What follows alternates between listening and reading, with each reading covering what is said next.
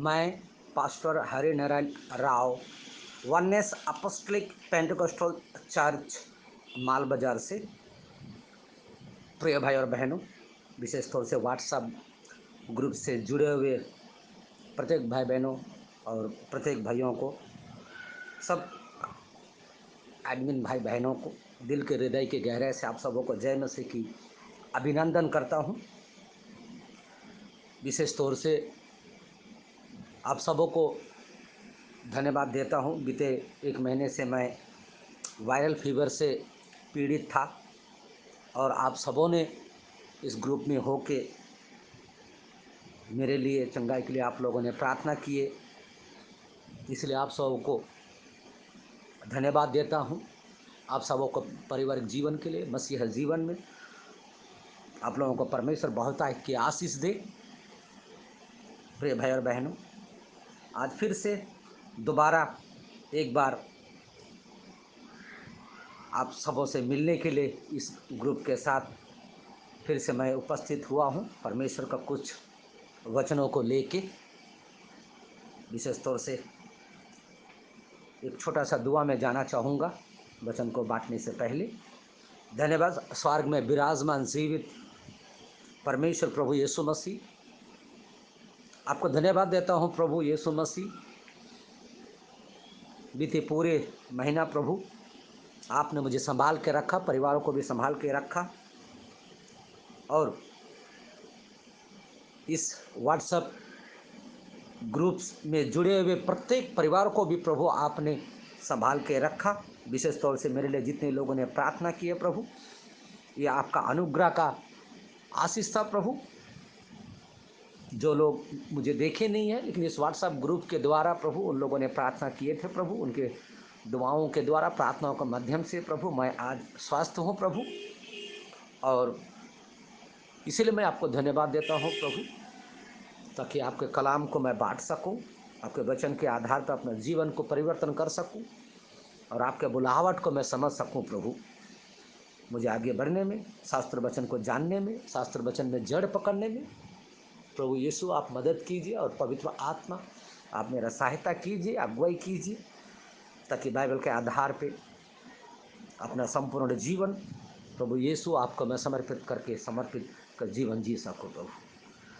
धन्यवाद देता हूँ मेरे प्यारे परमेश्वर। इस व्हाट्सएप ग्रुप से प्रत्येक परिवारों को, उनके बच्चों को, खेत खलियानों को, उनके काम काजों को प्रभु आप आशीष कर प्रभु, सबों को जीवन में प्रभु बहुतायत की आशीष दे, और वचन में जड़ पकड़ने में, वचन में आगे बढ़ने में, आपके नाम की स्तुति और महिमा करने में प्रभु सबों को जीवन में प्रभु महान आशीष कर मेरे प्यारे परमेश्वर, ताकि आपके नाम को ऊंचा, हालेलुया, हम लोग मसीह में होकर आपको कर सके प्रभु। धन्यवाद मेरे प्यारे परमेश्वर। जितने भी ये वचन को आज जो लोग सुनेंगे प्रभु, उनको हृदय को खोलना प्रभु, मनों को स्थिर रखना प्रभु, आत्मा में आप बातचीत कीजिएगा प्रभु, और शास्त्र वचन के आधार पे प्रभु आज्ञाकारिता में ले चलने में सहायक और मदद कीजिएगा मेरे प्यारे परमेश्वर। विशेष तौर से प्रार्थना करता हूँ, अगर इस व्हाट्सएप ग्रुप से जुड़े हुए कोई भी पारिवारिक में कोई बीमार, कोई दुख और दर्द में है मेरे प्यारे परमेश्वर, तो प्रभु उन्हें चंगाई को हाथ को बढ़ाइए और उनके पारिवारिक जीवन में एक आनंद दीजिए प्रभु। दुख और पीड़ा में होके प्रभु आपके वचनों के साथ प्रेम रखने वाला बेटा और बेटी बनने में सहायक और मदद कीजिए प्रभु, ताकि आपके नाम की महिमा प्रभु इस पृथ्वी में होके प्रभु हम आपको दे सके प्रभु। धन्यवाद प्रभु, सुंदर समय के लिए धन्यवाद देता हूँ प्रभु। इस वचन को प्रभु आगे पढ़ने में, इस वचन को समझने में, वचन को आज्ञाकारिता में चलने में आप सहायक और मदद कीजिएगा प्रभु। बीज बोने के लिए प्रभु आपको धन्यवाद देता हूँ प्रभु। आपके वचन के प्रकाश मेरे जीवन में हो प्रभु, ताकि आने वाले दिनों में प्रभु आपके वचन को और भी मैं अधिकताई के साथ मैं बांट सकूँ प्रभु। इस व्हाट्सएप ग्रुप के JCNTSD के ग्रुप से मिले हुए प्रत्येक भाई बहनों को प्रभु महान आशीष कर प्रभु, ताकि वो सब जिस स्थिति में कहीं भी रहते हैं प्रभु आपके नाम को महिमा दे सके। धन्यवाद प्रभु, सारे आदर और महिमा आपके इकलौता पुत्र प्रभु यीशु के नाम में, आमीन आमीन आमीन आमीन। प्रिय भाई और बहनों, आज का मेरा सब्जेक्ट है, बनाया हूँ मैंने, तुम्हें पुनः जन्म लेना अवश्य है। आज प्रिय भाई और बहनों, आज हमें आत्मिक रूप से दोबारा हमें जन्म लेना बहुत अवश्य है। हमारे शारीरिक जन्म अपने माँ के कोख से हम लोग आए, लेकिन हमें पाप के दस्युओं के जुए से हम लोग इस पृथ्वी में जन्म लिए और हमारा शरीर भ्रष्ट है, इसीलिए इस शरीर को नया बनाना पड़ेगा और अपने आत्मा जो प्रभु ने दिया उस आत्मा को श्रृंगार करना पड़ेगा शास्त्र वचन के आधार पे। इसलिए प्रिय भाई बहनों, आपका पुराना मनुष्य तत्व परमेश्वर की सेवा नहीं कर सकती, बाइबल बताती है, परंतु शारीरिक मनुष्य परमेश्वर के आत्मा की बातें ग्रहण नहीं करता, स्वाभाविक रूप से परमेश्वर के विरुद्ध शत्रुता पूर्वक रवैया अपनाते हुए रोमियो का नया नियम के रोमियो के बात में लिखा हुआ है, रोमियो 8 का 7 में ये वचन है। प्रिय भाई बहनों, मैं चाहता हूँ रोमियो को मैं पढ़ के मैं आप लोगों को मैं सुनाना चाहता हूँ कि रोमियो के पत्री क्या कहता है। रोमियो के पत्री क्या कहता है, मैं उसके बारे में आप लोगों को बताना चाहता हूँ। रोमियो का किताब में एक सेकंड, रोमियो की पत्री 8 का 7, रोमियो की पत्री 8 का 7 में मैं पढ़ के आप लोगों को सुनाता हूँ। रोमियो की पत्री 8 का 7 में शास्त्र वचन क्या बोलता है। आमीन। थोड़ा सा वेट कीजिए प्रिय भाई और बहनों।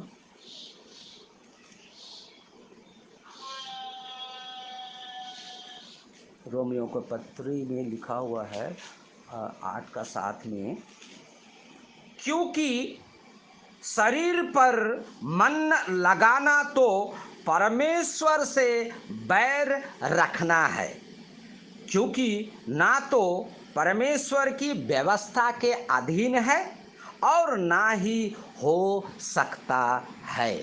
आमीन। सचमुच प्रिय भाई और बहनों, ये बहुत अद्भुत प्रकाशमय वचन है। रोमियो 8 का 7 के अनुसार हम ना तो परमेश्वर की व्यवस्था के अधीन है और ना हम वास्तव में हो सकते हैं, कदापि नहीं। प्रिय भाई और बहनों, बाइबल यही सिखाता है कि हमारा पुराना मनुष्य तत्व पूर्ण रूप से भ्रष्ट है, सिर से लेकर पांव तक कहीं आरोग्यता नहीं,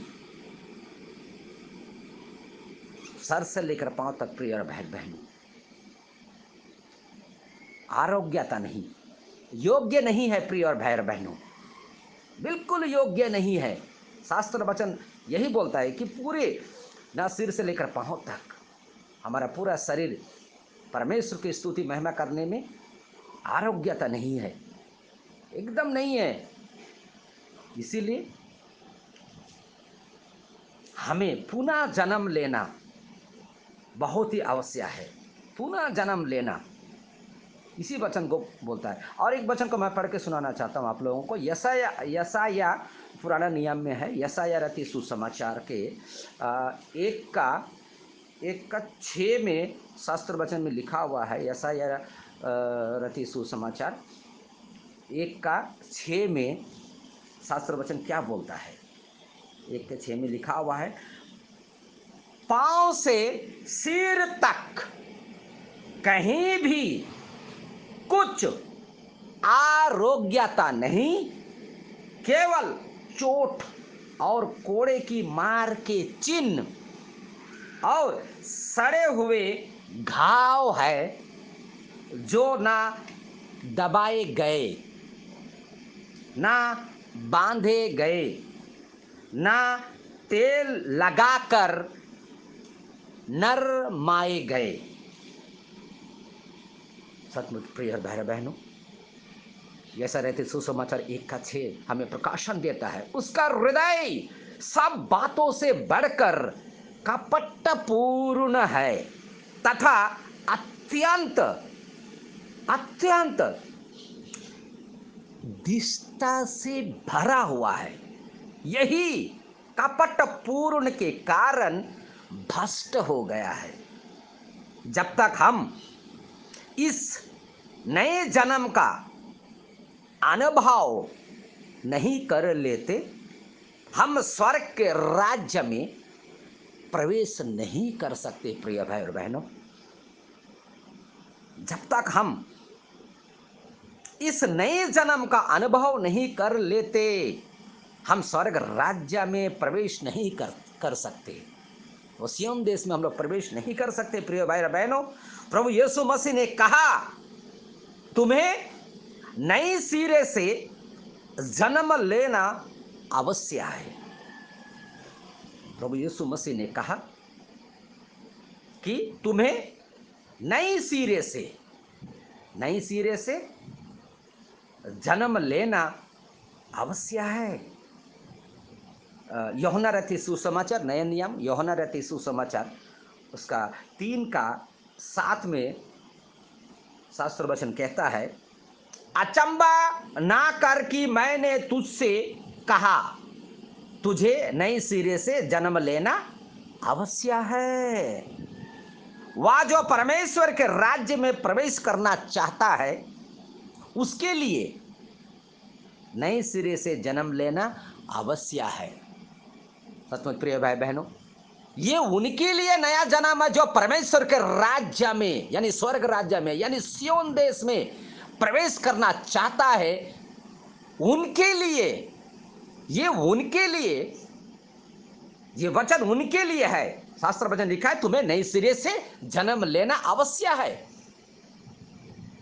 ये उनके लिए है जो स्वर्ग राज्य में प्रवेश करना चाहता है, जो अनंत जीवन पाना चाहता है।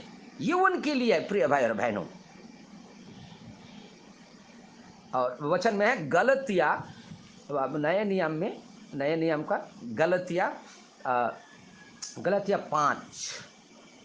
5:17 में एक और वचन को पढ़ते हैं। गलतिया 17 वचन, गलतिया 5:17, सॉरी 5:17 को, ये वचन को और पढ़ के मैं चाहता हूँ आप लोगों को, ये वचन को भी मैं बांटना चाहता हूँ। इस समय मैं पढ़ के सुनाता हूँ आप लोगों को। गलतिया 5:17 का वचन क्या कहता है?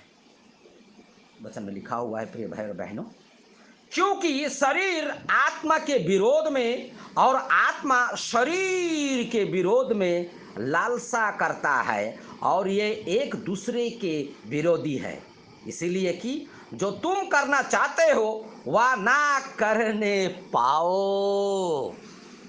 हमारा पूरा शरीर भ्रष्ट है प्रिय भाई और बहनों। जो हम चाहते हैं करने के लिए वो हम ना करने पाए। शरीर के काम, शास्त्र वचन में आप लोग जानते हैं, शरीर का काम तो प्रगट है। बहुत प्रकार के लालसा में हमें शरीर के काम लिए जाता है, इसीलिए वो गलत कार्य के लिए, गलत भोग के लिए तरसता है। इसीलिए आत्मिक चीज़ों के लिए वो बाधा हमें डालता है प्रिय और भाई बहनों, बाधा में हमें डालता है।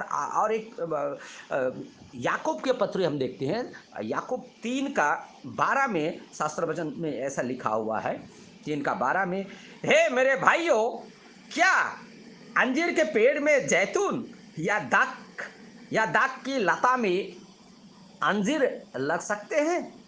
वैसे ही खारे सोते से मीठा पानी नहीं निकल सकता।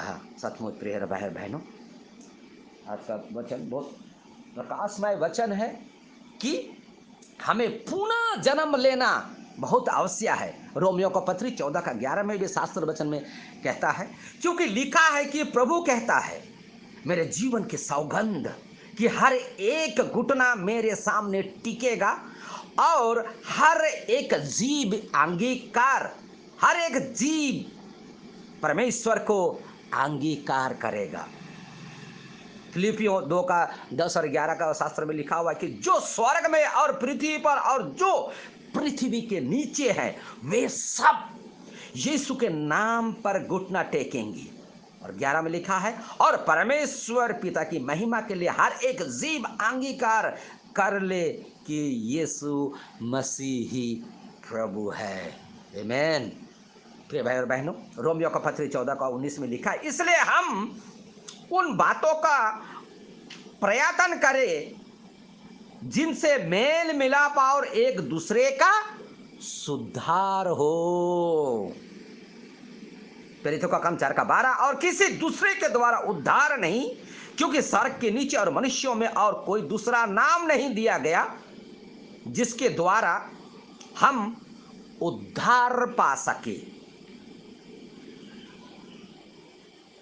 पहला कुरिन्थियों 5 का 10, या नहीं कि तुम बिल्कुल इस जगत के बेविचारियों या लोभियों या अंधेर करने वालों या मूर्ति पूजकों की संगति ना करो, क्योंकि इस दशा में तो तुम्हें जगत से निकाल दिया जाना पड़ता है। नीति वचन 8 का 33, शिक्षा को सुनो और बुद्धिमान हो जाओ, इसके विषय में अनसुनी ना करो। सचमुच प्रिय बहनों, आज शिक्षा के तौर पे बहुत प्रकार के धर्म ग्रंथ के बीच में हम लोग रहते हैं, और ये 33 करोड़ देवी देवताओं के बीच में और कई प्रकार के शास्त्र हमारे बीच में है। हमें चुनाव करना है जीवित वचन को। जीवित वचन ही हमारे जीवन में जीवित काम करेगा प्रिय और बहनों, क्योंकि हम मरे नहीं, हम जिंदा है। तो हमें जीवित वचन ही हमारे आत्मिक जीवन में उन्नति करेगा। यौना रहते सुसमाचार 1 का 11 और 12, वह अपने घर आया और उसके अपनों ने उसे ग्रहण नहीं किया। यीशु मसीह अपने घर आया। यीशु मसीह का घर कहाँ है प्रिय? ये हमारा शरीर परमेश्वर का मंदिर है, ये हमारा शरीर उनका घर है। हमने उनको अपने घर में जगह नहीं दिया प्रिय और बहनों, वो अपना घर आया। इस शरीर को प्रभु ने अपना मंदिर के रूप में, अपने निवास स्थान के रूप में चुना था, लेकिन हम लोगों ने उनको स्वीकार नहीं किया। नंबर 12, परंतु जितनों ने उन्हें ग्रहण किया उसने उन्हें परमेश्वर के संतान होने का अधिकार दिया, अर्थात उन्हें जो उनके नाम पर रखते हैं। सचमुच प्रिय भाई बहनों, और रोमियो का पत्र 6 का 1 से 4 में है, सो हम क्या कहे, क्या पाप करते रहे कि अनुग्रह बहुत हो? कदापि नहीं प्रिय भाई बहनों। जब हम पाप के लिए मर गए तो फिर आगे को उसमें क्यों कर जीवन बिताए? क्या तुम नहीं जानते कि हम जितनों ने मसीह यीशु का बपतिस्मा लिया है तो उसकी मृत्यु का बपतिस्मा लिया है? सो उस मृत्यु का बपतिस्मा पाने से हम उसके साथ गाड़े गए, ताकि जैसे मसीह पिता की महिमा के द्वारा मरे वो में से जिलाया गया, वैसे ही हम भी नए जीवन की चाल चले। आमीन। प्रेरितों का काम 2 का 38 से 39, पतरस ने उनसे कहा, मन फिराओ और तुम में से हर एक अपने अपने पापों के क्षमा के लिए यीशु मसीह के नाम से बपतिस्मा ले, तो तुम पवित्र आत्मा का दान पाओगे। ये शास्त्र वचन प्रिय भाई और बहनों, पहले सदी में परमेश्वर के प्रभु यीशु मसीह के चेला लोग पहले सदी में ये वचन को वो लोगों ने बांटे थे, क्योंकि यह प्रतिज्ञा तुम और तुम्हारे संतानों और उन सब दूर दूर लोगों के लिए भी है जिनको प्रभु हमारा परमेश्वर अपने पास बुलाएगा। आमीन। सचमुच प्रिय भाई और बहनों, यह समय है कि हम लोगों को पुनः यीशु के नाम से बपतिस्मा लेना, ताकि पुनः जन्म हो सके, हमारे आत्मा में प्रभु का मिलान हो सके, हमारा शरीर परमेश्वर का मंदिर कहला सके, और प्रभु हमारा इस शरीर रूपी घर में प्रभु आ सके। शास्त्र वचन यही है प्रिय भाई बहनों। शास्त्र वचन के आज्ञाकारिता में हमें चलना है। आज हम लोग देख सकते हैं शास्त्र वचन में दूसरा राजा 9 का 22 में, दूसरा इतिहास 33 का 6 में, अन्य दुष्ट आत्माओं को लोगों के शरीर में विभिन्न प्रकार की बीमारियां और शारीरिक दुख दर्द लाने की जिम्मेदारी दे दी गई है।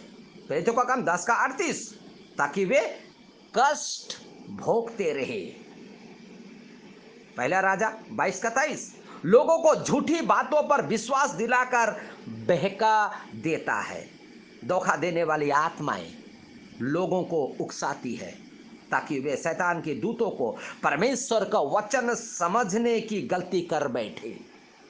पहला तीमुथियुस 4 का 1 और 2। दूसरा कुरिन्थियों हम पढ़ सकते हैं 11 से 11 का 14 और 15 में। कुछ दुष्ट आत्माओं का यह काम है प्रिय भाई और बहनों कि लोगों को जादू टोना या बेविचार या उकसाने वाली, चुगली चपट्टी, निंदा शिकायत करने वाली और कई प्रकार की गलत कार्य करने के लिए उनको प्रेरित करते हैं, उकसाते हैं। ये दुष्ट आत्मा उकसाते हैं। जब हम प्रभु यीशु मसीह के विश्वास से जब हम नीचे पड़ जाते हैं, नीचे आ जाते हैं, जब प्रार्थना हमारा रुक जाता है, ऐसे जगहों में ये दुष्ट आत्माएं हमारे आत्मिक क्षेत्र में कार्य करना शुरू कर देता है और हमारे ये शरीर उन कार्य करने के लिए तरसता है। हमारा शरीर गलत कार्य करने के लिए तरसता है। इसलिए प्रिय भाई बहनों, 1 कुरिन्थियों 9 का 6 में लिखा है, जब लोग गलत विचार में रहते हैं तब शैतान गलत आत्माओं को भेजता है। सचमुच प्रिय भाई बहनों, जब लोग गलत विचार रखते हैं अपने मनों में, अपने विचारों में, तब शैतान का कार्य होता है। शैतान क्या करता है? गलत आत्माओं को वो भेजना शुरू करता है। अगर हमारा सोच गलत है तो सोच को गलत करने वाली आत्मा आएगा। और अगर हमारा मुंह में अगर गंदा बोली है तो शैतान क्या करता है? वो गलत बोली बोलने वाला आत्मा को हमारे मुंह में बैठाता है और वही बोली हम बोलना शुरू करते हैं, जो प्रभु नहीं चाहता, जो शैतान चाहता है। हम शैतान के सारे चीज़ों को अपना लेते हैं और हम वो कर जाते हैं जो परमेश्वर चाहता नहीं है।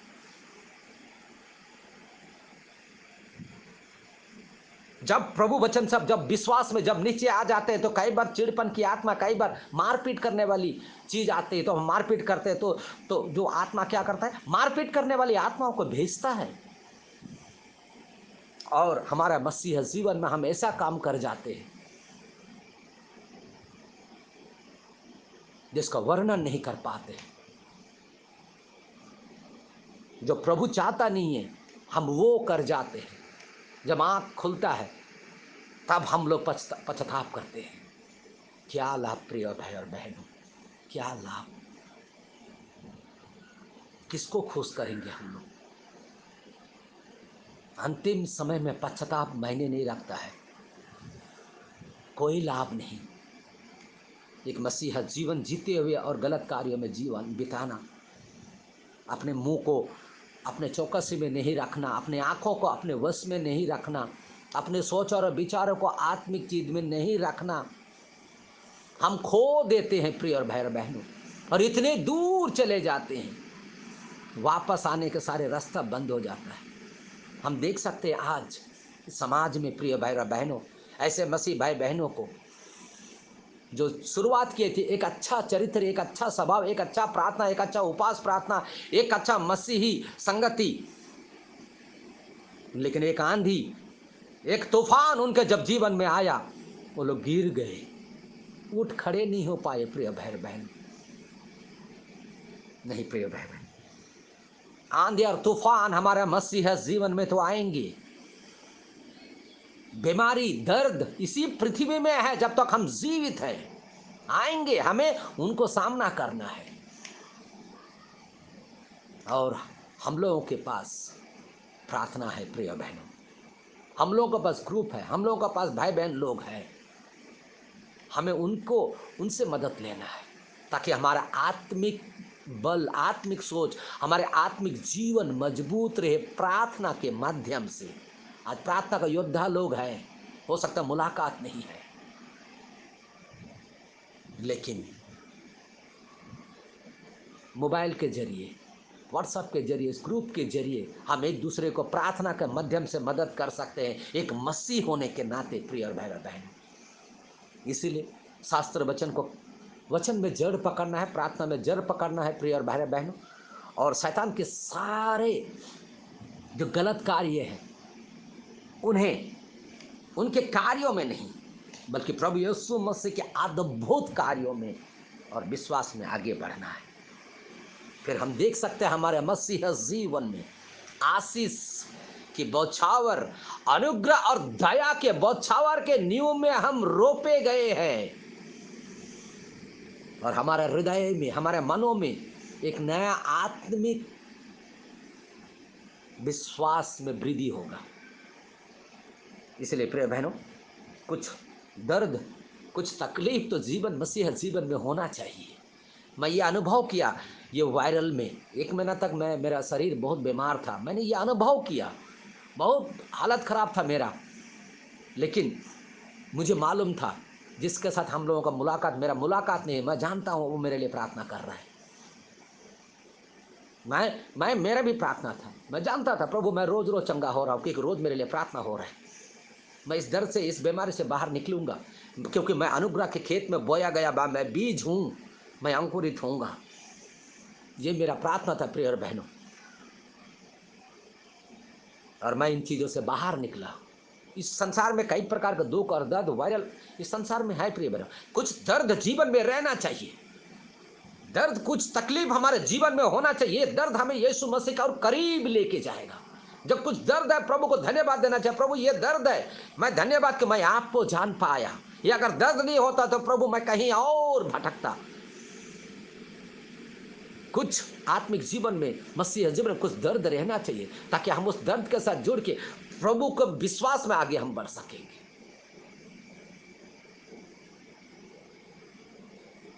ये सुंदर समय के लिए जितने लोग भी आज के इस वचन को सुनेंगे, विशेष तौर से प्रभु प्रार्थना करता हूँ, प्रभु उन सबों का आत्मिक विश्वास में प्रभु आगे बढ़ने में आप सहायक और मदद कीजिए।